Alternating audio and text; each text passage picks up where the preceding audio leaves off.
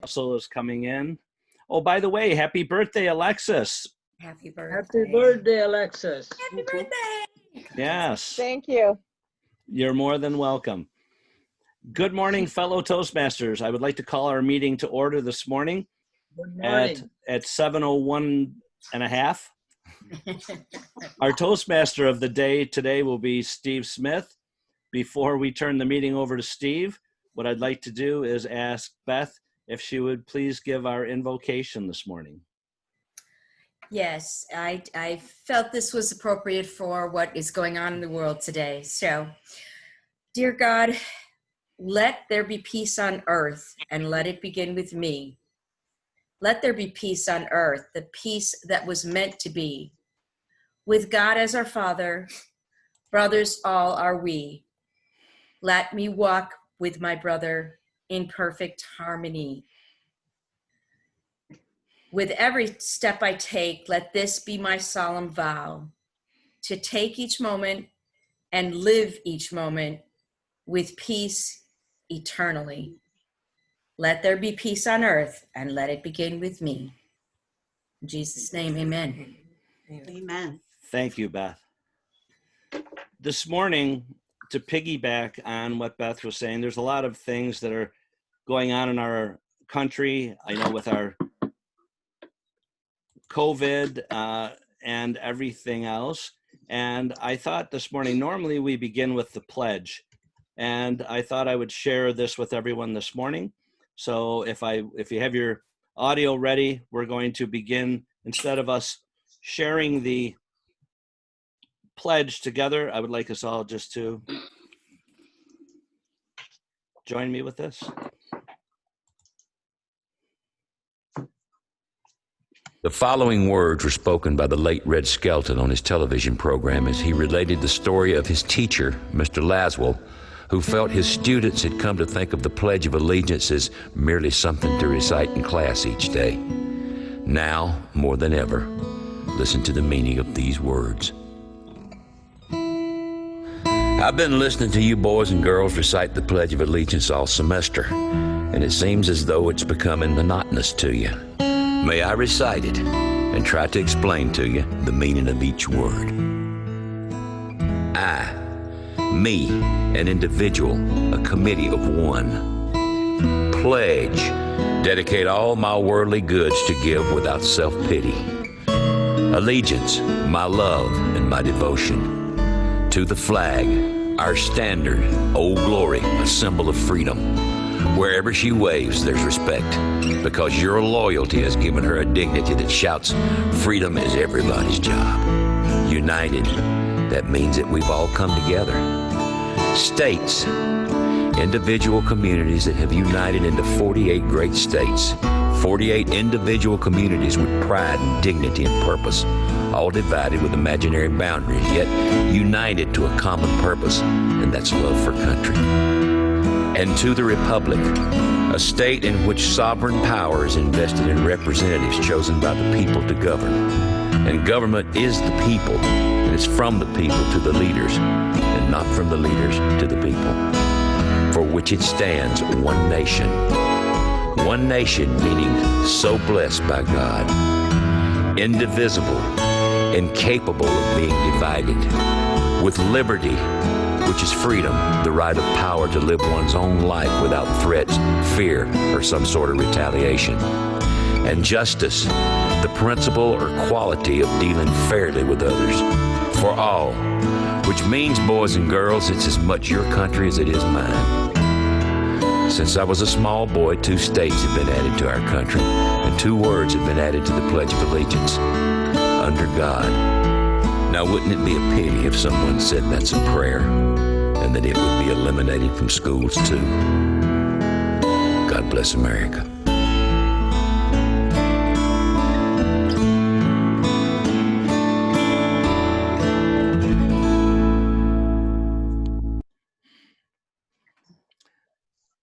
With that, I would like to turn the meeting this morning over to our Toastmaster of the day, Steve Smith. Thank you.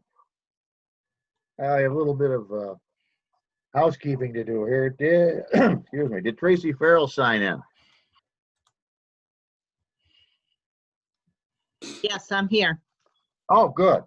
Good. That's one off my list. That's a grammarian. So now we need a timer. And you said Jackie was going to do that? Jackie Okay. said that she would take care of that response. Yes. Okay. Okay, and the other worked itself out. So I guess we're all set. All right, let's get right to it. My theme today was an analog brain and digital world. Now, I've talked about this before, but in light of having to do all this week, it seemed like a good time to revisit it. I have never been very fluent in computers or anything remotely related, which may sound like a contradiction because I'm an astronomer and I love what the computer will do to help me find objects with my telescope. That does not mean I know how it functions. Now, I'd like to give a little history and I'll get into this. I haven't worked officially since 2009, and back in 2009, computers were just starting to invade our life. So my exposure to them back then was minimal. And I'll launch into some of that later, but let's get into some of our meeting rules today. Our word master is Jen Zapla. Do we have a word of the day? We do. Ah. So, Steve, based on your theme, I was trying to think of a good word to use, and I came across this interesting Forbes article that starts like this.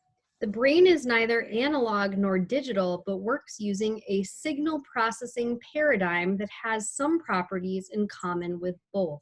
I won't read the entire article to you, but your word today will be paradigm, which is a standard perspective or set of ideas.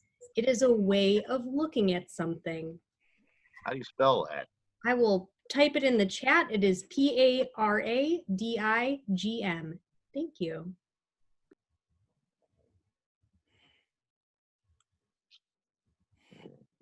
Whatever. I would say an excellent word. I used to love it in the 1990s.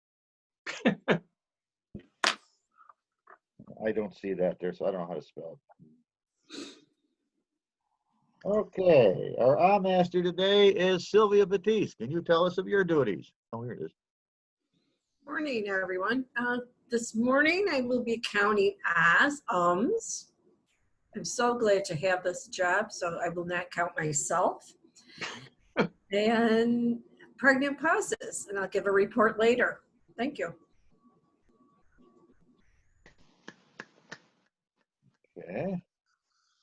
Our grammarian today is Tracy Farrell. Can you tell us what your duties are? Good morning. As grammarian, I will not be looking at the Toastmasters paradigm of being a grammarian, but I'll be looking at the visions of the words that we create and the good use of our language. And I'm going to touch a little bit on the bad things if anything strikes me, but mostly I'm going to be looking at the visions of the words that we come up with. Okay. Our quote master today is Larry Aker. You have a quote for us, Larry? I do, Mr. Toastmaster, and I do agree with you that we are the subject of an invasion with all this computer stuff. You know, we've all experienced a paradigm shift in our lives, especially for the older members of the club. I have a bit of a deep quote, so you really have to listen carefully. The subjective conscious mind is an analog of the real world. It is built with a vocabulary whose terms are all analogs of behavior in the physical world. Mr. Toastmaster. Thank you. Our jester today is Mark Campus. Do you have a jest for us? Thank you, Mr. Toastmaster. Fellow Toastmasters, good morning, everyone. I find when I'm the jester, I go out on the internet and I search for jokes, and I just invariably encounter the corniest of corny jokes. And unfortunately, nothing happened this week to shift that paradigm. But here goes. Here are a few about technology and computers. I know we're not supposed to apologize, but I'm really sorry in advance. Did you guys hear about the group of monkeys that share an Amazon account? They're primates. Did you know that beef stew is really a bad password because it's not stroganoff? Oh. I'm not done yet. The hits just keep on coming. What is the biggest lie in the world? I agree to the terms and conditions. And lastly, how does a computer get drunk? It takes screenshots, Mr. Toastmaster. Oh. Thank you. Our timer today is Jackie Kenny, who graciously stepped up. Can you tell us about your duties? Good morning. You will see green when you have reached your minimum time. And for table topics, that would be a minute and a half. What's David saying over there? And yellow means start wrapping it up, and red means you're done, get out of there. The speeches will be timed according to each speech's parameters, and the evaluators will have 2 to 3 minutes to deliver their evaluation. Thank you, Mr. Toastmaster. Thank you. Next, there's an off for you. Next, we have the Jester Master, who Marty Johnson decided, volunteered to fill in. Marty, can you tell us what you're going to do?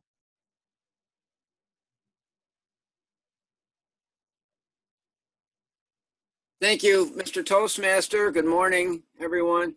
As Gesture Master, I will be carefully watching the use of physical gestures, facial gestures, expressions, hand gestures, body movement, as people use them during the meeting to make points while they're speaking, and I will report back at the end of the meeting. Thank you. Thank you. Our quiz master today is Carol Ann Halstead. Can you tell us what you will be doing?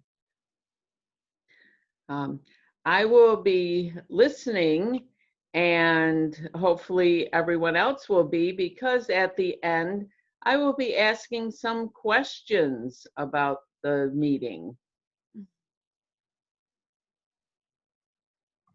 Okay, thank you.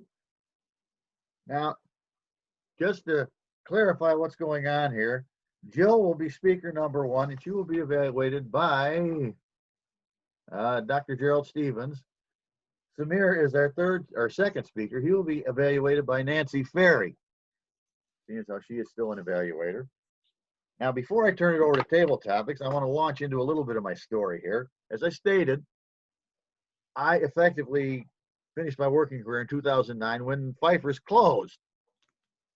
And up until that point, I'd been working in the QC lab. Now, I was doing tests on product. It wasn't just busy work. I was analyzing vinegar, acids, salt, different parameters of the product. And our exposure to computers back then was minimal. The front office didn't even use computers. They had people whose job was to lay out everybody's name on a table and sort out who was going to be working where any given day. Then all of a sudden they decided they were going to get modern. They decided they were going to start computerizing inventory. They established a job called the checker. His job was at the end of the line. As a skid of glass came in for the line, he recorded that. As a skid of finished product went out, he recorded that. This produced a big hoopla in the plant. The union wanted the most money they could possibly get for it. And the plant said, no, this is simple data entry. We're not going there. So they finally got that ironed out. Then after a while, they realized that they needed more input on this. So they wanted us in the lab to start entering data in the computer in the lab as we tested batches. Well, a couple problems with that. One, I'd never used a computer in my life to this point. And secondly, I had all I could do to keep the tests going up to date. And a lot of times you get backlogged and some of the other people in the lab come over and help. That's just the way it was. And we all did it for each other. So I said, when are we supposed to enter this data? Oh, you got to do that besides your job. And I said, when is there time to do this? And they refused to accept it. You have to do it. Is somebody going to train us how to do this? Yes, they sent someone from Ohio up to show everybody in the lab how to do this. Well, as most of you know, knowing a skill and teaching it are two different skill sets. This person could not understand that I had never used a computer in my life, and everything she was saying was in a foreign language to me. She just kept saying it over and over and said, I don't know what you're talking about. You have to explain your terms. Well, I got through that somehow, and that was my initial exposure to computers. They wouldn't even tell us how to fix anything. That had to go back to the front office and let them fix it, and we get yelled at for messing it up. This is a great system. But I'll get back into some of this and where I've been since then with all this. So let's get into table topics with Mike Licata. Good morning, Mr. Toastmaster, fellow Toastmasters, and our guests this morning. I love the theme.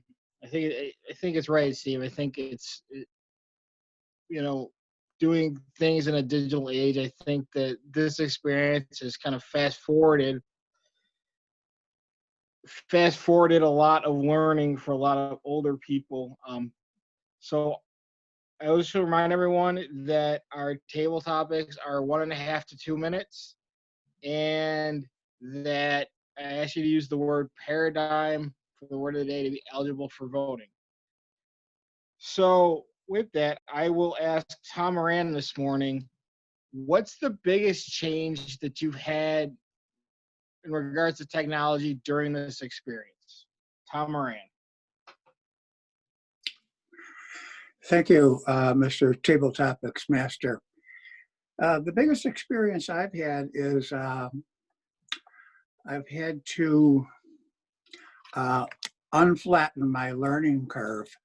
I've had to take it up a notch here and to actually go in and try some things. I'm not someone who is adverse to not changing or not trying new things. I'm open to it, and I've noticed that a lot of people who don't adapt are people who are unwilling to adapt. First of all, they resent having to change anything that might show an improvement somewhere. Not that the improvement is the problem.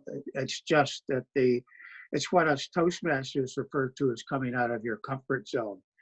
This Zoom meetings have been a real eye-opener for me because not only do I use them here for Toastmasters, I also use them I have several doctor's appointments, and I use them for those. I noticed my friend David posted the other day that he was sitting in his car waiting for his doctor to let him know that he could come in the office. Now, I sit at home like Marilyn Beam, and I wait for my doctor to let me in. Now, I'm very comfortable at home, and I'm very comfortable talking to the doctor over the Zoom, and it works out so much better. I have not seen a downside to it yet, and I do enjoy it, and I think the reason is because I'm open to it. I don't resent it at all. Thank you, Mr. Toastmaster, or Table Topics Master. Oh, did I say the word paradigm? Yes, I believe I did. Well, at least I referenced it in my talk. Thank you. Thank you, Tom. I know a lot of reopening is starting to happen, and I think that it's important for us to be excited, but there are some reservations. I'm going to turn to Phil Russell now. Phil, what are you looking forward to the most as some normalcy returns and you can get away from all of these changes? Phil Russell.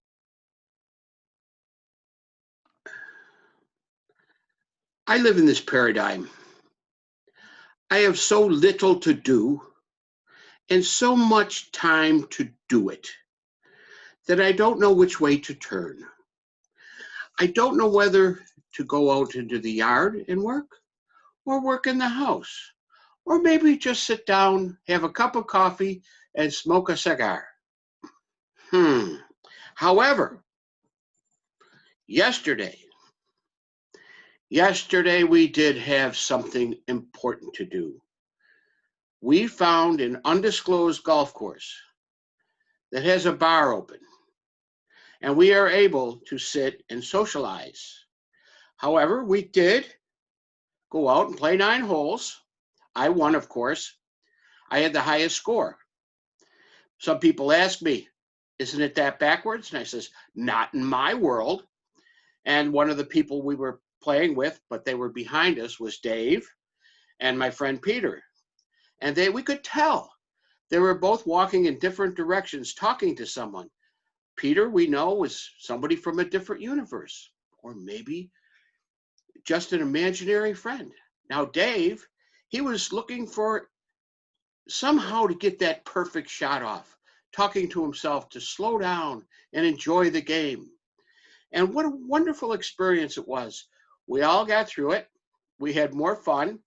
And actually, we saw the sky was as blue as could be when it was supposed to rain. It got a little bit warm at the 9th hole, but we didn't care. Next hole was the 10th hole, where we could stop and have a few adult beverages. And in this undisclosed location, we don't want to let anybody know, because I think they might be twisting things a little bit, which is in our favor, because we can't go to other golf courses because they are not serving adult beverages. So our paradigm was, we have so little to do and so much time to do it that we're having fun doing it. Mr. Topics Master. Thank you, Phil. That's a good story. Looking forward, they announced yesterday that restaurants and bars can actually serve outdoors. So I'm very much looking forward to an outdoor bar experience soon. So I concur with that. Next, I'll ask our newest member, Alexis. I know I want to thank you and give you a lot of credit for joining our club during this strange time. And I think that once we get going at Tom's Diner, you're going to get the full Toastmasters experience of camaraderie and the uniqueness of a breakfast experience at Toastmasters. So I want to ask you, what are you looking forward to as things continue to open? To what do you hope you can carry over from this whole pandemic experience? Alexis. Thank you. Well, first of all, I think that going back to normal is a paradigm. I don't know what normal is going to be anymore. I think what we think of as going back to normal is going to be changed forever. I'm personally looking forward to being able to socialize in a group personally, face to face with people. I've been doing a lot of web interviews and meetings and talking to my family on the phone and kind of being afraid still. I'm looking forward to not having that anxiety and that fear when I go out in a group. I'm looking forward to doing things together as a family with my kids. Like, even there's those little things that I'm starting to see. Like, we used to go to Tasty Treat and sit at the benches and just being outside enjoying our ice cream together. And I didn't want to. We went together and sat in the car, and it's just not the same. It's not the same experience. There's other things that we are starting to do, like take trails, and I miss going to the gym because I am starting to physically deteriorate. I feel it. And it's frustrating because I had gotten to the point where I wasn't in as much pain, and now I'm starting to feel that those aches and pains come back, and it's terrifying to me. Not that I can't do things at home, it's just I don't have the space or the motivation. So those are the things I'm definitely looking forward to getting back to. Thank you, Tabletop Toastmaster. Thank you, Alexis. I will call on Jackie Kenny for a timers report.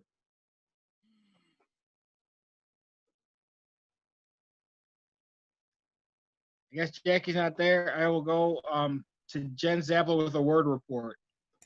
Jackie is there. I think she was just on mute, but all three of our contestants used it, so we're good. Okay. And Tom Moran's time was 1 minute, 52 seconds. Phil came in at 2 minutes, 23 seconds, and Alexis at 2 minutes, 7 seconds. So they were all within the paradigm for table topics. Thank you, Madam Timer, and I will turn the meeting back over to Steve Smith. Thank you very much.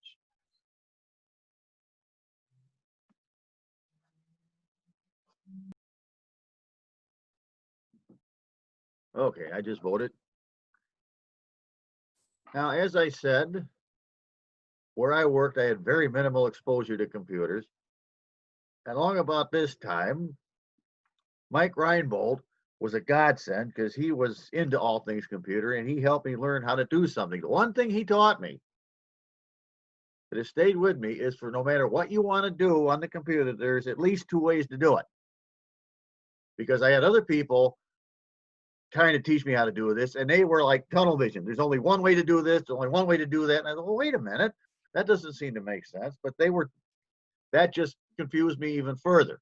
Mike, thank God, tried to straighten me out, which is why I find it a bit odd that he's not taking part in these Zoom meetings, but that's his decision to make. Now, one of the problems is I've never been really interested in computers. Some people like Mike, the newest thing that comes out, they love it and they're right into it. It just doesn't hold my interest. That's part of the problem. It's not one of my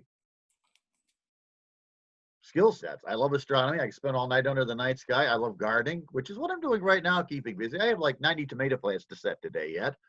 So that's the fact that we can't go anywhere and do anything doesn't bother me at all right now. We've got plenty of things to do in this yard. And they don't involve the computer, which is why I'm fine. And all of a sudden, you're running the meeting this week. How? What? And, oh, we'll see what we can do with this, knowing this is not strong in my skill set. But I jumped in with both feet. And I'm hoping to get through this. So far, it's been not too bad, despite my ignorance of how any of this works. So let's launch into our speaking program. Our first speaker today will be Jill. And she is evaluated by Dr. Gerald Stevens. Is he handy to tell us what she's going to talk about? I am, Steve. Ah. Good morning, fellow Toastmasters. I don't think we have any guests today. At least I didn't hear about any. And most importantly, who I'm evaluating at this point, Jill. Jill is speaking today. I'm happy to hear that. I don't think it's a paradigm shift, however, because the title is Brown to Green. So there's been a little theme with Jill's speeches lately. So I'm feeling it's around the same topic, but we'll find out.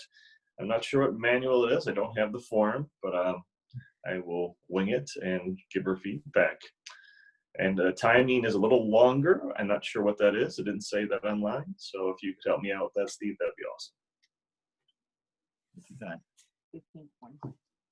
Jill's time will be 15 to 20 minutes. And I do have her title, From Brown to Green.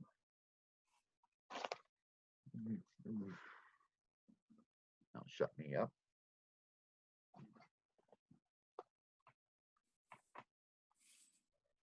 Before you start timing, Jackie, give me the green light at 12, the yellow light at 16, and the red at 20. I am going to, for everybody, this is a question and answer. So when hopefully everybody comes up with some questions to ask. With that, I will jump into my speech. Thank you, Mr. Toastmaster. Good morning, other fellow Toastmasters, since we have no guests. My speech this morning is from brown to green.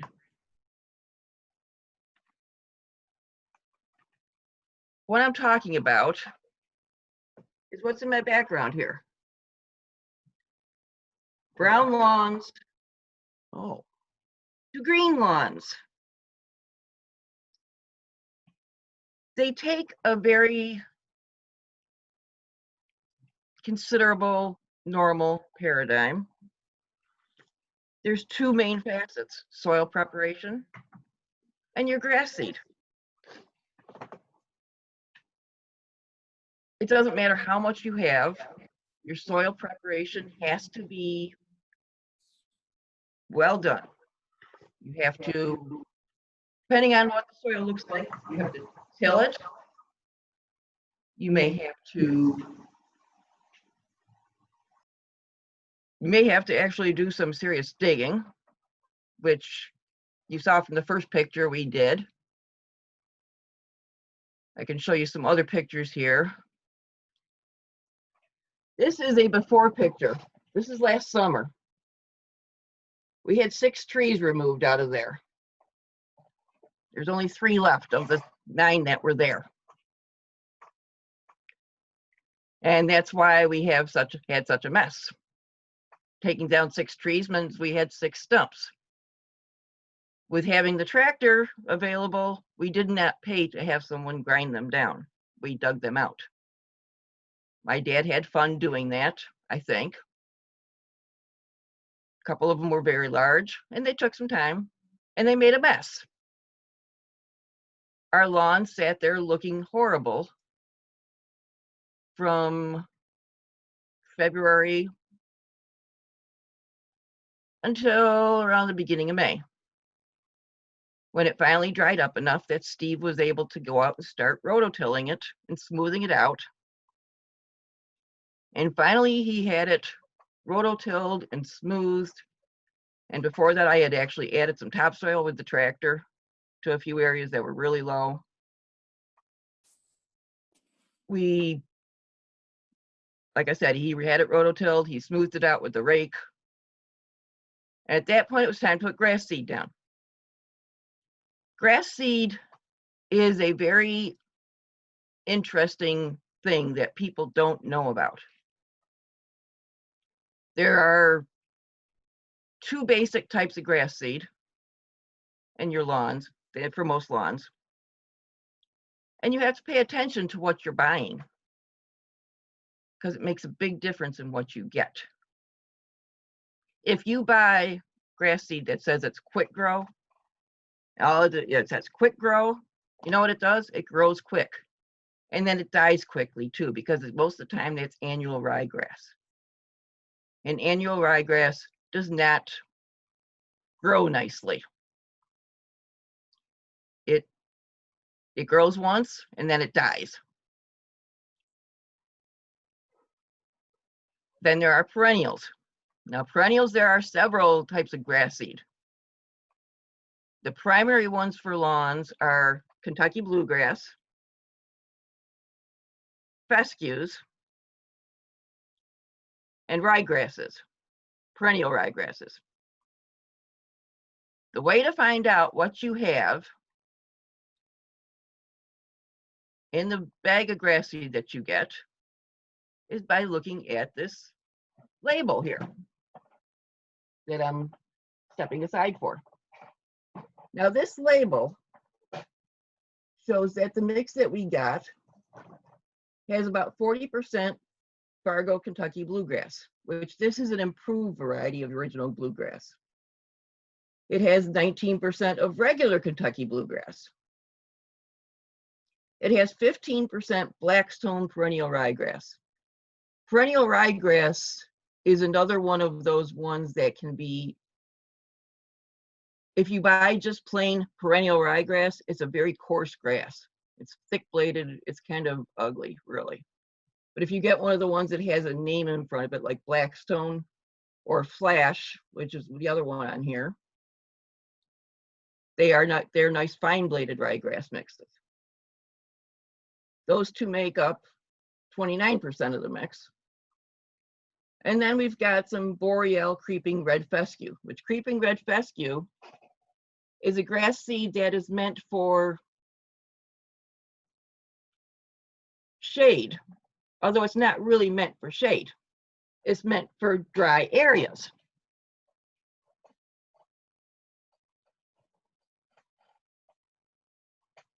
When I say dry areas,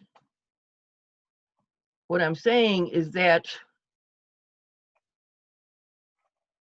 grass seed isn't specifically that it doesn't grow in shade, but when you have shade, you have no rain. How many times has anybody sat under a tree because it was raining and they didn't want to get wet? Well, the soil isn't getting wet either. So that's the main problem with soil under a tree. It's not the fact that it's shady, it's the fact that it's dry. And fescues are very good for dry areas. If you buy, there are some grass seed mixes out there now that are not completely grass seed. If you look at the grass seed, and there's one that's 10 pounds for $30, another one is 10 pounds for $15. Take a good look at it because it's probably got about 15 pounds of filler material. And in that case, the grass seed has been coated to help it stay moist. It is a help, but you are paying dearly for that privilege. Once you get your grass seed, you got your soil all put together, all nice and smooth, and it looks pretty. Not a lot of lumps in it. Then you start spreading your grass seed. The best way to spread your grass seed, if you're doing a big area, you're probably going to use a spreader of some sort. So you have to set the spreader to the grass seed, like numbers. If you're using a spreader, you want to go across the lawn in perpendicular directions. So you go across the lawn one direction, get it all done, then go across the lawn using the other direction. That way you get good coverage. If most grass seeds on a barren lawn do about 200 square feet per pound. A lot of people tend to put grass seed on heavy. If you are that type of person and you've measured your lawn and you think, oh, 3 pounds of grass seed is plenty because I only have 500 square feet, you might be a person that needs to buy 5 or 6 pounds instead. I can't tell you the number of times that I had people come in my store and buy second and third bags because they put it on heavy. After you've got the grass seed down, you should take a little bit of a rake, just a leaf rake, a spring rake, and just lightly rake it in. Now, this is a lot of work. All of this has been a lot of work up until now. And after you've got it all lightly raked in, if you have it, your best bet at that point is to use a roller on it. And this will help pack the grass seed in. That helps out a lot because, for one thing, grass seed can be turned into expensive bird seed as well. Birds do enjoy eating grass seed as they find it out there. After you've got it all raked in, you can do one of two things. Well, you're going to do one of them for sure. You're going to pray for rain at the right level. If you get too much rain, it might wash the grass seed away. And the grass seed might go if you got a slope. And you end up with a whole pile of grass seed at the bottom of the slope and none at the top. Or you can use a sprinkler, depending on the amount of area. That may take a lot of space. It may take a lot of water. It may take a lot of time.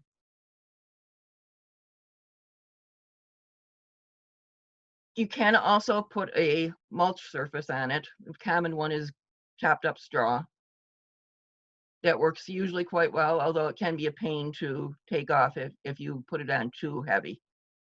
You might need to rake it off. It might be, you might have it so it just melts in and decomposes right away, but then again, it might need to be raked off. And that can be a pain. You don't want to mow the lawn until it gets a lot of growth. If you are lucky and you have done everything well, you actually will get a lawn that is like this one. This is our lawn last night. Steve put the seed on about the 1st of May, but then we had about 3 weeks of dry. And we sat there watching the grass seeds sit there. And my dad would drive by and say, "I think I see green." And I wondered where his eyes were. But he was right eventually, and it's looking pretty good. And we don't have a lot of weeds either, which is really good. It's very, very common to get a lot of dandelions and stuff in your lawn when you reseed it. If you do not want dandelions and you are actually going to go the sterile, no lawn, nothing but green grass in my lawn route, you do not want to use any sort of weed killer in your lawn until the rule of thumb is you have mowed it 3 times. And that's not 3 marginal mowings, that's 3 good mowings. In the old days, in order to get a lawn like this, you would have to sprinkle it all the time. Or the other thing is, in the old days, they actually planted lawns full of white clover, which is a very fine clover. It grows very short, makes a pretty little white flower, and it doesn't get brown in the summer, where all of our cool season grasses that we use around here do get brown in the summer. They go into a state of dormancy.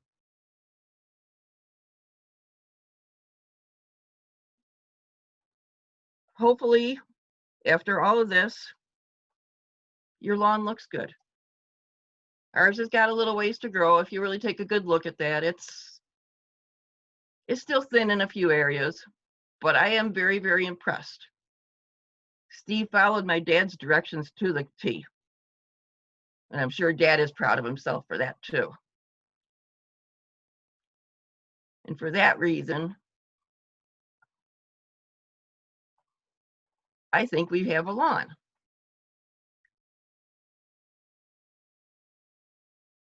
Now, does anybody have any questions? I will open the floor up to questions at this point. Sure. I had 3 homes built. 2 of them had already lawn in it. 3rd one had mud all over it. So I had a choice to make grass seed and all the hard work you just described. Instead of, I bought the sods, you know, the one that you roll over. Yes. After lawn. Do you have any idea what's the good and bad of those lawns? Sod is a very good product if you have the ability to make sure it stays wet when you put it on and that it doesn't dry out before you put it on. It has to be, because of the fact that it's rolled up off the soil and it has about 1 inch, 2 inches of soil with it. If it dries out, you're going to lose it. So you have to get it down. You have to tamp it down. It is an instant lawn. Within a couple weeks, it's either going to work or it's not. You know. Yeah, this was my new paradigm, instant lawn. Instant lawn, yes. Sod is commonly used in athletic fields if they aren't artificial turf.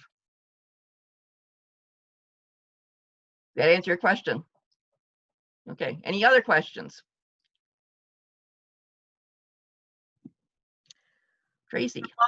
Oh, for lawns that have a lot of weeds, do you have any suggestions for something a little bit more natural to help cure those weeds? One thing you can do is let the grass grow a little taller between mowings. And you can actually mow the weeds out over time. believe it or not. It takes a long time, but within time, you will mow the weeds out to some extent. As far as a natural, the chemicals that are out there, whether they're listed as organic or not organic, they're all chemicals. You know, even if you put vinegar down to kill poison ivy, it's still vinegar. It's still poisoning the soil in one way or another. So if you really need to get rid of all your weeds, one thing you might try for a year or two is to try letting mowing work it out, and fertilizing too. Fertilizing is very important as far as putting in a lawn goes.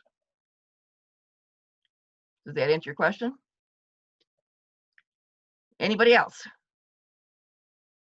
And Jen Zappla says dandelions aren't weeds, and I agree with her. And Steve definitely agrees with her. He loves those yellow flowers. Jill, Marty I have has- a question. Marty. Yep. Question. Yes, Marty. I have a friend that has a front yard that's shaded. And actually early this spring, it must have been in March, I had a hand tool and I trying to think of the name of it. I basically pulled up all the old dried up grass. You know it. Pardon? You dethatched it. Dethatched the lawn. I did that. And it seems that the lawn, I looked at it the other day and it seems like some of the grass is rejuvenated because of that. Well, what would you do in that instance where you have a shaded area and it's an old lawn?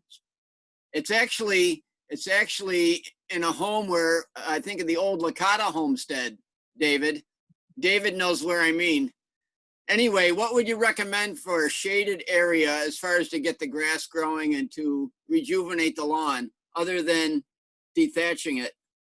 Well, dethatching was a very, very good first step.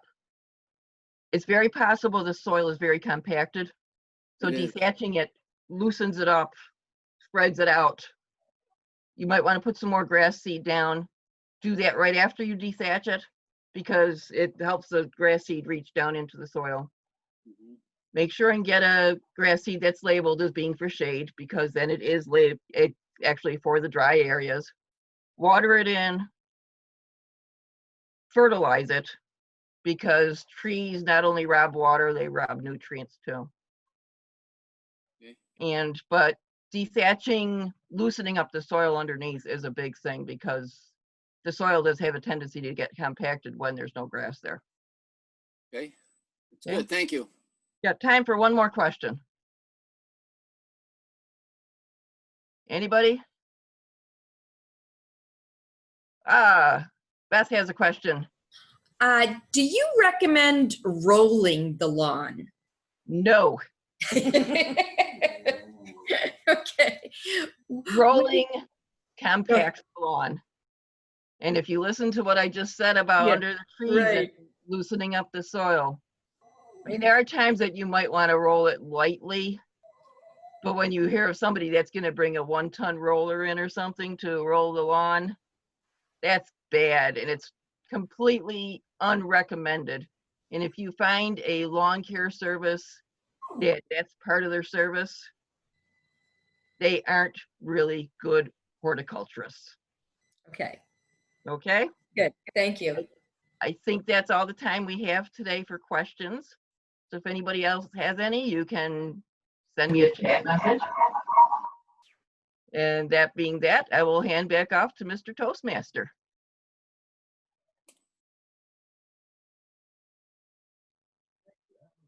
Formative. Now, my opinion is, I agree. I like dandelions, and there's plantains and many other common weeds that grow in a yard, and I think it gives a yard character. I don't like to see a yard that's 100% grass because I know what you got to do to make it 100% grass, and that's just not good for the environment. That's my 2 cents. Yeah. Now, our second speaker today will be Samir, and he's evaluated by Nancy Ferry.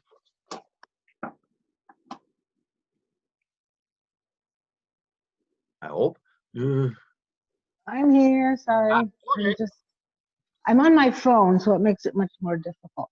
Okay. And I do not have any information about Samir's speech that I know of. I didn't receive anything.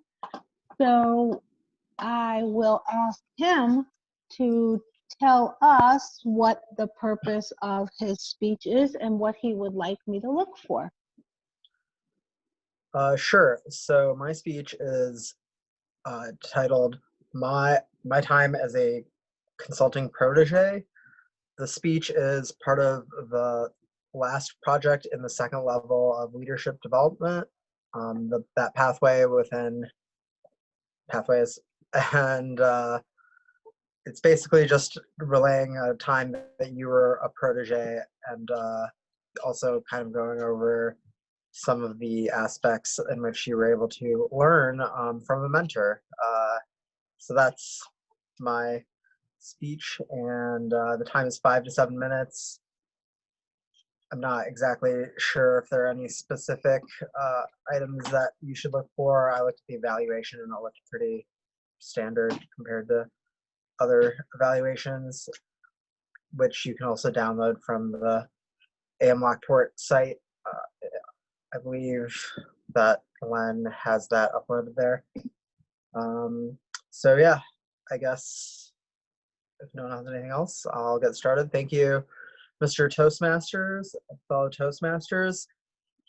Mentoring is a very interesting aspect of most people's careers. It creates a lot of different ways for people to learn, people to grow. They can get personal information from other people's experiences. They can get wisdom and a more informed perspective, develop successful strategies by which people can work with them more effectively, and they can match their strengths to other weaknesses, as well as incorporating feedback and generally benefiting from a more knowledgeable presence on one's team.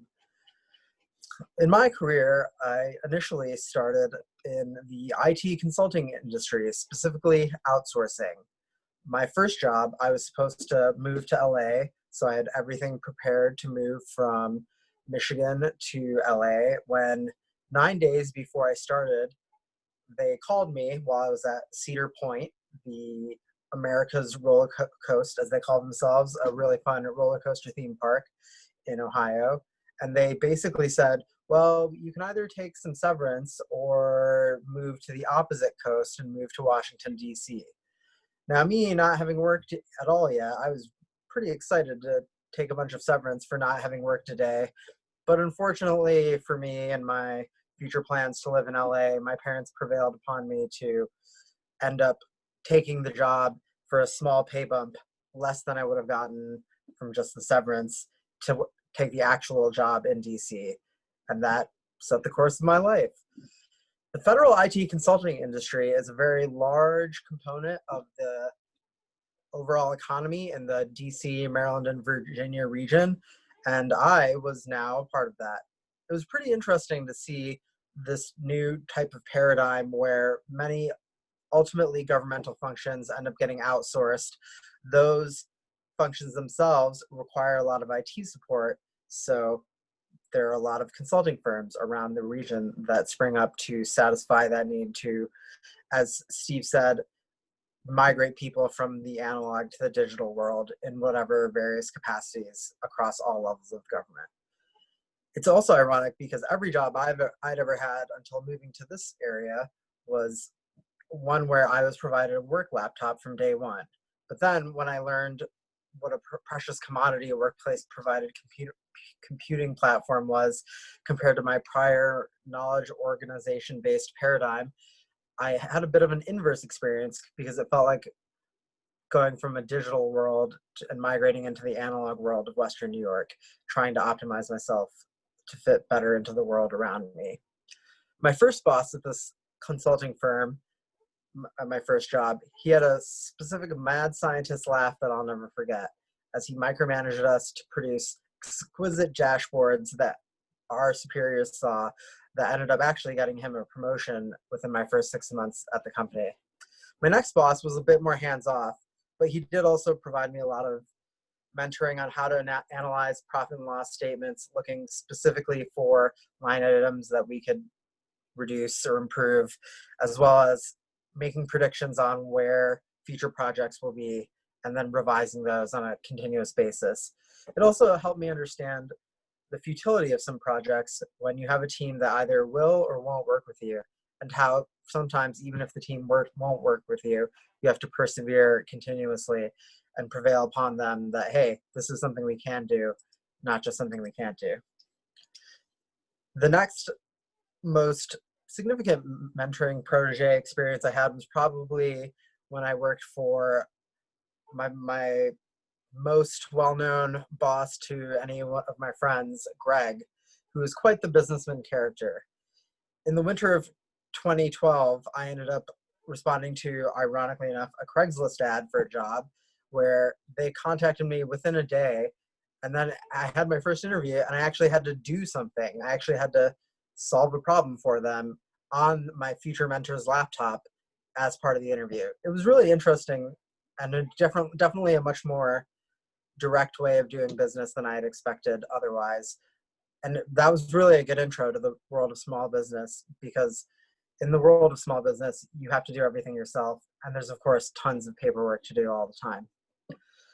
But after that first interview, within a week, I had my job offer. And then my first day was in another 2 weeks. And on that first day was really my main intro to the world of consulting, where I had to do 13 hours of analysis next to my boss. And I realized, hey, they really are paying me a salary, not hourly, for a reason. The next few weeks involved more detailed analysis, which seemed like we were essentially at the beck and call of our contracting officer's technical representative, as they call it, because the government isn't allowed to have personal services contracts, which is why you're not supposed to task staff with doing things like grabbing your dry cleaning. And if you do, you might find yourself the subject of a congressional hearing. Unfortunately, this contracting officer's technical representative was a bit less scrupulous than most, being a political employee, and he had some choice words for us whenever we tried to get treated fairly. Unfortunately for him, that kind of language was not the best way to execute a federal contract, and the contracting officer themselves, once they found out about his behavior, ended up switching him off, and we got a much more reasonable person to work with. Over time, this morphed into more of a project proposal and ad hoc role, much more akin to the nature of a normal mid-career consultant. And I gained a lot of experience and opportunities to learn from my mentor about various aspects of the Small Business Administration and specific programs designed to aid small businesses, minority-owned businesses, women-owned businesses, and service-disabled, veteran-owned businesses. One of the main things I learned from this protege was that relationships and keeping in touch are key. The gift of gab is an important skill to hone, as well as attention to detail, and making sure you take the proper time to ensure that your interfacing with others is high quality, well-reasoned, and thought out. Whereas I had always thought of it a huge waste of time to spend more than a minute proofreading an email, the many circular drafts we circulated amongst ourselves to optimize our communications with the federal government showed me that there is actually a method to the madness, and there's a lot to be learned through precise application of one's words. Thank you, Toastmasters.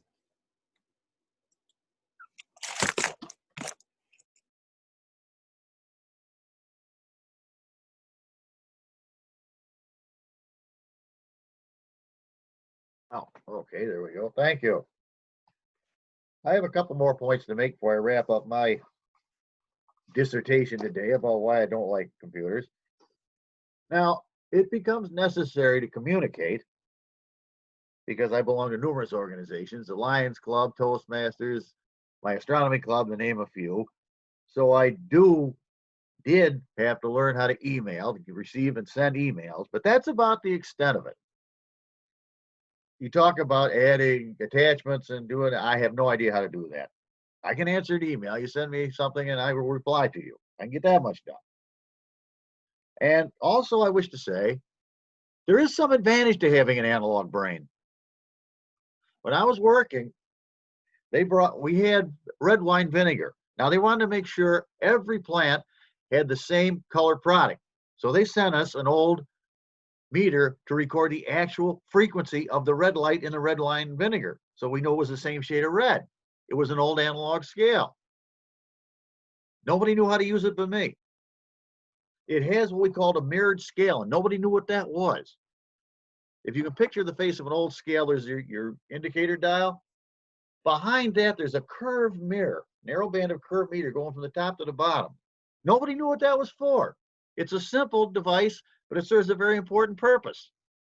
When you look down at the needle, you straighten your head so that you cannot see the reflection of the needle. Then you're getting an accurate reading. Otherwise, you're getting your skewed to the left or the right if you can see the reflection. So looking straight down, zeroing the reflection, you get an accurate reading off that meter.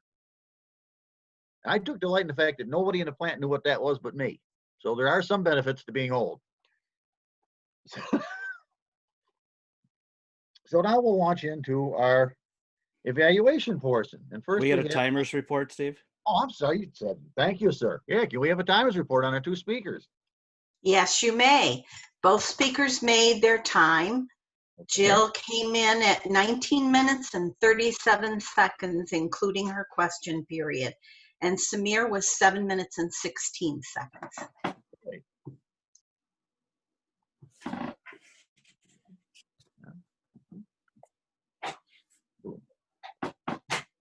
Okay, so now thank you for keeping me on track there, Harry. Now we'll go to the evaluation portion. Dr. Gerald, if you would. Thank you, Mr. Toastmaster and fellow Toastmasters, and especially Jill. Jill, you brought us a longer speech today, so you decided to challenge yourself a little bit, so that's kind of exciting. You walked us through a timely topic, I think, in this season. I know I personally have struggled with this in my household for growing grass. It sounds like something simple, but boy, is it not. I actually it grows so well this year. Maybe it's the amount of rain and whatnot. I actually have people stopping by the house and actually looking at my grass. And my neighbors have commented it looks really good. But it took me many, many years to figure it out. And you delivered to us in the speech today, so hopefully that can help some of our fellow Toastmasters grow a fine lawn. You had nice visuals today. You're prepared. Extremely important to prepare and practice. So you did that. You had nice backgrounds, kept us engaged with the visuals. Very informative, many tips. Different types of grass seeds. Some people might not even know there's different types of grass seeds. For different areas, for different shades, perennials. I experienced that. Grew one good one here, gone the next. Didn't know that at all. I spent a lot of money over the years trying to grow this grass, and different parts of the lawn require different things. So you brought that to us today. So we appreciate all those tips for sure. In regards to improvement, I would probably separate the timing of the question and answer period in regards to when the speech ends and when the questions start. So tell the timer that ahead of time to separate that a little bit. I would probably start also with a question. Who has trouble growing grass? I certainly would have been raising my hand for sure. Gestures were natural. There were some there. You have improved tremendously in regards to ahs and ums, I would say. Your overall flow of your speech was very good. And you also mentioned you own a store. That's an opportunity, I would say, to promote your store if you do sell things to the public, because I did not know the name of the store. I did not know you owned a store. Hopefully it is a regular business. I do know that you had some equipment you showed in a different speech, but I did not know you sold these kind of things. Other pros I would say that you had with your speech, you didn't really need to, what should I say, you handled your question and answer period well. You provided us with a ton more tips. I actually took notes during this speech, believe it or not, and talked about a spreader in different directions. There's a few things that I was looking for as well, but I didn't want to put those questions out there for you because other people are participating. Sometimes in the question and answer, people do kind of put a mold, we'll say, in regards to starting off the questions. I don't know if you did that, but for other speakers, that could be very useful. So thank you so much. And I did not see a paradigm shift today. So thank you so much, Jill. I look forward to your future speeches. Mr. Toastmaster. Thank you. Our second evaluator, evaluating Samir, will be Nancy Ferry. Are you ready? I am. Can I be heard okay? Just okay. Samir, my time as a consulting protege, you had me peeked at the title, so I was interested right from the very beginning. You had a great background. It was pleasant. It wasn't too distracting. You used the word of the day. Your personal story was very appealing in the way you spoke. Some of your previous speeches have been more technical and read, but you interacted, you engaged. You could see that you knew your stories and you were sharing them with us, which makes much better eye contact and engagement. They were well organized. They moved smoothly. I believe that you engaged the audience by having interesting stories that people hadn't heard, your experiences of learning, your attention to detail, the engaging with others and optimizing communication were great lessons for all of us to be able to use. It was very informational. A few tips. There were a few so's. I won't take Edna's role, but I know she's not watching, so I will take care of that for you. Also,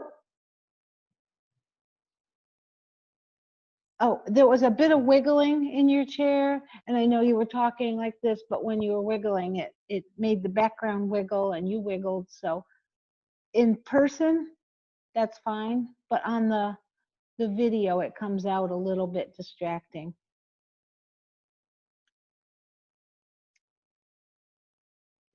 The end was a bit abrupt. I don't know if you were running out of time and you just wrapped up really quickly. The last thing you were talking about was optimizing communication, and it was great, except it just ended. So, and also a thank you is not necessary because we're thanking you for being here. It was a methodical presentation. Watching you grow in your speeches is exciting. I see you developing a comfort level in your speaking, a comfort level with Toastmasters. Suggest that you send the information for evaluating ahead of time if you know who your evaluator is. And all in all, I'd say it was well organized and a great speech.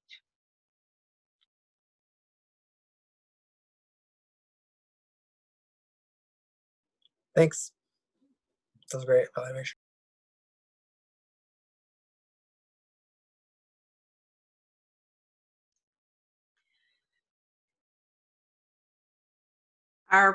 Both of our evaluators, I think, made time today. What is our buffer for evaluations? Is it 30 seconds?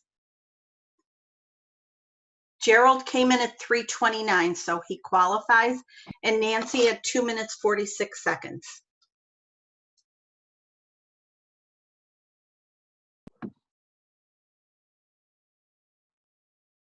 I can do mine. I think, wait, geez, okay, we're voting. Do that. Steve can't unmute himself. There he goes. What? You're unmuted. I'm unmuted now. Okay. I love the new voting system. This is so I can't hear anybody else though.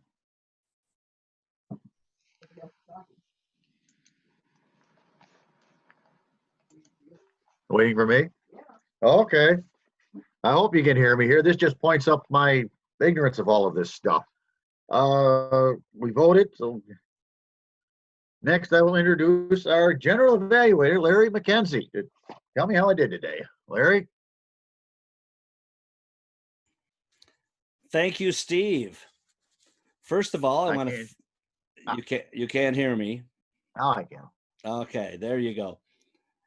Thank you, Steve. I want to congratulate you, number one, on your ability to, first of all, engage us in our meeting today with this technology.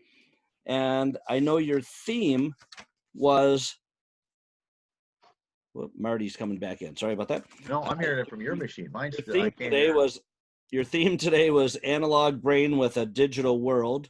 And I want to thank you for that. And it brought some new light to everyone. The meeting started on time, and with filling roles, you did that quite efficiently. I know that with Len dropping out as an evaluator yesterday, it did switch some of our evaluators around, and that also caused a little bit of confusion because Nancy was supposed to evaluate Kate, and then we had a longer speech, so we only went with two.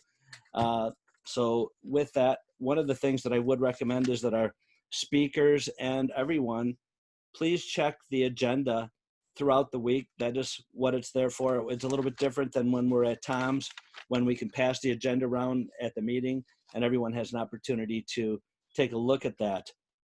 The only thing is here, we have to basically go online to the free Toast host, log in, and check the evaluators or the speakers or whatever role you have. I know that there's an email that is sent out to everyone from the Toastmaster of the week, but please check that when you do get that email to make sure that if you have a role that you take part in that. Today's meeting, we had two evaluators for our two speeches, Dr. Gerald and also Nancy. Dr. Gerald evaluated Jill's speech today, and Jill had a longer speech, and you hit on a lot of the positives throughout the speech that Jill demonstrated. One of the things that I would recommend to add to what Dr. Gerald said was, whenever you're using a virtual background, sometimes it can be distracting within the context of doing a virtual speech, because of the fact that if the lighting, if you notice on mine right here, it starts to bleed out. And what happens is that distracts from the attention to your speech. You did have great eye contact with the camera. One of the things that was asked or mentioned by Gerald was to ask a question at the beginning of your speech. Great feedback with that. One of the things that I would have liked to hear too, and you did mention in regards to the store, and great use of the technology with using the virtual screen within your speech, something we don't have an opportunity to do at Tom's Diner. One of the things that I would recommend also throughout your speech is to bring the audience in throughout and set them up for the question and answer at the back end. So when you were touching on different topics, plant a seed to go along with your theme, plant a seed with them as to, have you ever experienced these problems in your own home or in your own lawn? We'll have some question and answers at the end where you'll be able to let me help you with that. So please jot down your questions. And it brings the audience in and out, especially with a long speech, to add also some dialogue or something with that. Your vocal, your eye contact with the camera, excellent. Great job, Jill, with presenting a longer speech, and your comfortability and the green screen behind you, kudos to that. Samir, I must say that Nancy hit on a lot of the things that I also thought with your speech. It was very thorough. Tips on the grammar, great. The wiggling can be distracting. When somebody's moving, it takes away from the speech and the focus. And with the virtual, any slight movement, even the eye contact, your eyes to the camera, you were looking to your right a little bit. So we were kind of getting a side view. So be aware that the camera is your audience. Speak to your camera. And the wiggling, obviously, that's a thing where it can also be distracting. Samira, your vocal variety and your cadence has improved immensely. You've slowed down your speaking. Great job. And you've taken some feedback and through evaluations, and you've used that in your speeches. And you've been working forward with your Pathways program. And the virtual background is also something that you can work with, also with lighting, because of the fact that if you have a light that you can light behind you whenever you're using a virtual background, have something that lights the back behind you, which will also take away that blurriness that comes out there. But all in all, great job with your speech today, and our evaluators, wonderful job. Steve, would you like to call reports, or would you like me to do that for you? Let me find Steve. Yeah, go ahead, Larry. Thanks, Steve. All right, let's go with our reports this morning. And with that, I have to put my glasses on to be able to read. Let's see. We will go to our A Master. Please welcome Sylvia Baptiste, our A Master. Well, thank you for having me come back and do this. This has been a little challenge. I noticed today but I also noticed long and like people were thinking of going to say but they continued as long ands. There's quite a few of those. Steve had a few as. Carol Ann had a couple. Mike Licata had one. Smear had the most at the beginning of doing his evaluation, but when he started his speech, it was so smooth and done nicely that no as was going to sneak in there. Gerald Stephen had a few. Larry McKenzie even had a few, and he had some long ands, long ands. A couple so's, I did count a few of those. Tom Moran had 2 as. I think I hit everyone that I wrote down. Other than that, it was a good day. Thank you so much. Our next report, our grammarian, and that would be Tracy. Thank you, General Evaluator. I have to start off with myself. I started off introducing my role, and I really fumbled over my words talking about visions of pictures when I really should have said I was painting a picture with my words. After that, I tried to keep track of so's. I'm not an Edna Stubbs. I only heard about 7 or 8 of those. Our biggest problem today was a lot of start overs. Just about every speaker had to start over. Steve, you had a justa and strong in my skill set instead of a strong item or a strong point in my skill set. Phil, you had a great phrase, so little to do and so much time to do it. I thought that was fantastic. Alexis, you said take trails instead of take to the trails. And Jill, you had a background, and those pictures were worth 1,000 words. They did paint that picture. And that's my report. Thank you so much, Tracy. Next, our gesture master, Marty. Hey, Larry. Thank you, Larry. My paradigm as gesture master this morning is as follows. We'll start with our Toastmaster, Steve Smith. I enjoyed your body movement, Steve, and your hand gestures when you were showing us how, when you were working at Pfeiffer Foods, you were showing how to properly read a scale. I thought that was interesting, and you used good gestures. Tom Moran, and Phil, and Alexis all had good facial gestures during their table topics, impromptu speaking this morning. Jill had some good facial expressions. I was actually looking for some more hand gestures, Jill, but you had some good facial expressions, gestures when you're talking about reseeding the lawn, your lawn. And Samir, you had some good hand gestures when you're talking about what you learned from your protege. That wraps up my report. Thank you, Mr. General Evaluator. Thank you, Marty.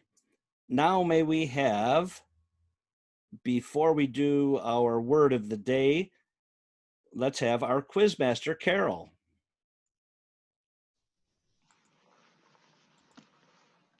I think everyone needs to unmute if you want to answer to her. Yep, I'm working on that right now.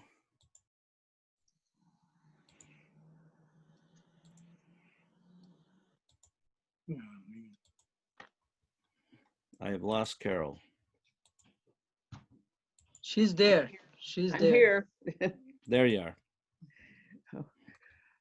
Okay.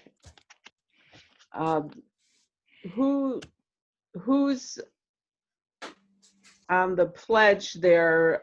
Who was Charlie Daniels. Yeah, he was talking about it, but who originally? Red Skelton. Okay. Where did Steve work? Pfeiffer.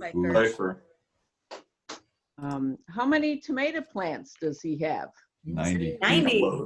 Oh. Well, 90 today. Actually, there's quite a few more than that.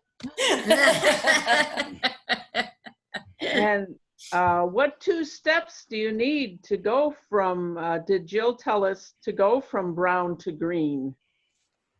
Lawn preparation and seeding. Right. And how many trees do they have left? 3. And what is used for mulch sometimes? Hay. Chopped hay. Straw. Straw. Okay. We have seeds. What type of job does Shamir have? Consultant. Then? Information technology. Okay. The consultant. And consulting, right. And where was his first job supposed to be, and where did he end up working? LA and DC. Right. Oh my God. Okay, everyone listened well. Thank you, Carol. May we please have our word master report on how we did with Paradygm this morning. We actually did quite well with Paradygm, and Steve has clearly made a paradigm shift, moving from his world of no computers to being Toastmaster virtually today. I heard Tracy, Larry, Mark, Mokles, Tom, Phil, Alexis, Gerald, Samir, and Marty all use the word, which is more than half of the people who spoke today. And Jill says she used it. I don't know if I missed anyone else. And I'm going to give Mokles the winner for 3 uses in text messaging and 1 use verbally for most uses of Paradygm today. Thank you. Thank you so much, Jen. Yes, Mokles also added some things now into the chat. One of the things that's a great asset with using Zoom is the ability to use the chat on the side. If you're not familiar with how to use the chat, please let me know after the meeting or what have you. We can work with you with that, but make sure that you also send a little message to our speakers and also our table topics speakers to let them know how well they did. Are there any announcements this morning before we close our meeting? Yes, I have an announcement. Go ahead, Marty. Larry. Next week, Jackie, Kenny, and I are changing roles. Is that correct, Jackie? Yes, I have that. You're going to be a speaker next week, Marty. Yes, and Jackie. I changed that on the agenda. Okay, thank you so much. Yep. Speaking of that, Marty, Next week, our Toastmaster of the day will be Michael Licata. Mike will be our Toastmaster. He will be letting us know what his theme will be for the week. The other thing is that we have 2 speakers that are now planned for next week on there. We have Marty, speaker number 1, and then we have Thomas as a speaker, Thomas Houdwine. And the number 3 speaker position is open. If you are looking for a speech to be presented in your path, we do have Ryan Flory as our alternate, but if you needed a speech to Larry? advance forward, yes. I would like to try it. Okay. That's Phil. Phil Russell, will put you in as speaker number 3. Right. Okay. And I'll need to know my evaluator. Thank you. Okay. Please, speakers, also be in contact with your evaluators. This evening, we will be having a social hour at 7 p.m. tonight. I will make sure that we send out an email with that. One other thing that I wanted to touch on is that our officers list has to be submitted to Toastmasters International, because the training for the incoming officers for our next year will be June 27th. It will be a Zoom meeting, and it's from 9 a.m. to 1 p.m. And it should be an easy one for most of our incoming or new officers to attend, even if you log on. And at least we will get credit for you being there for that. Are there any other, I think, Kate, we're working on a slate of officers, which we'll probably present within the next week or so for our body as a whole. That's what I was trying to raise my hand for. So thanks for announcing that, Larry. Thank you. If anybody is interested, I've been reaching out to some folks over the last couple of weeks, but if you're interested in being an officer again or for the first time, please let me know. We'd like to have a good mix up of seasoned and new members. Fantastic. And even if you've held a position in the past, to step up in the leadership role with the club would be a wonderful thing. And Dave Licata has his hand up. Dave, you have something? I need to talk to Tom Moran during the social portion of the post Toasties. Okay, Tom, please stay on for a few minutes after the meeting. Dave Licata would like to address you. Is there anyone else that would like to offer anything before I say a meeting adjourned? I'd like to say something. Jill, go right ahead, please. I had some questions. Some people said something about my store. Yes. I did put it in the chat. The Wilson Fire Company effectively destroyed my store back in 2012. What does that even mean? And they didn't burn it. Yeah, what does that mean? They coveted the property.